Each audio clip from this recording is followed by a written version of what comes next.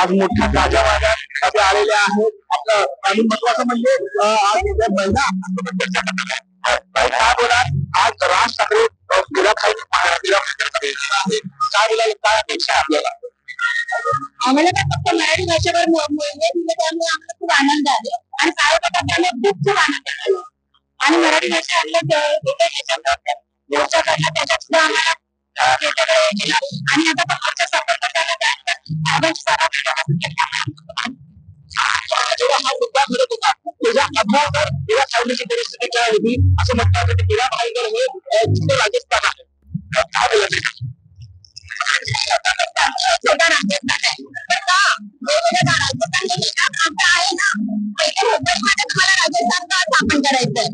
महाराष्ट्र मराठी माणसांकडे मराठी माणसांचाच राहणार मग इथे रोजगार देण्यासाठी अनाथ कमी करायचं नोकरी देता करता त्याच्यातनं कमवतो आणि आपल्या देशात आपल्या घरी पाठवतो.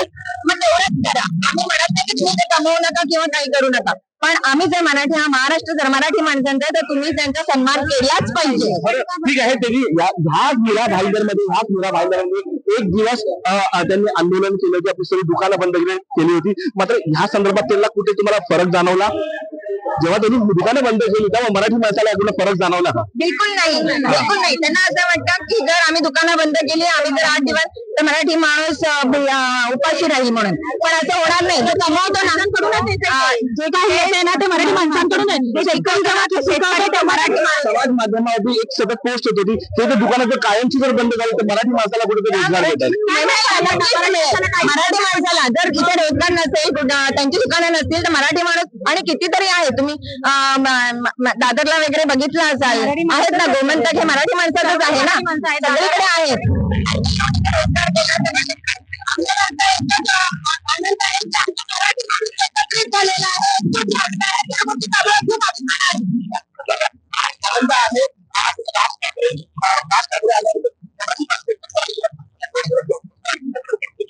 घ्या परदेशात भरारी तेही सर्वसामान्यांना परवडणारी.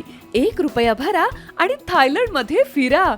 सचिन इंटरनॅशनल घेऊन आले आहेत जगातली सर्वात स्वस्त परदेश टूर.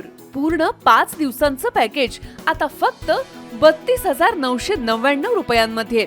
पॅकेजमध्ये विमान प्रवास, हॉटेल, ब्रेकफास्ट, ट्रान्सपोर्ट आणि प्रेक्षणीय स्थळे. सचिन इंटरनॅशनल 18 वर्षांपासून पर्यटन क्षेत्रातील एक विश्वसनीय नाव. सचिन इंटरनॅशनल सोबत मनसोक्त फिरा.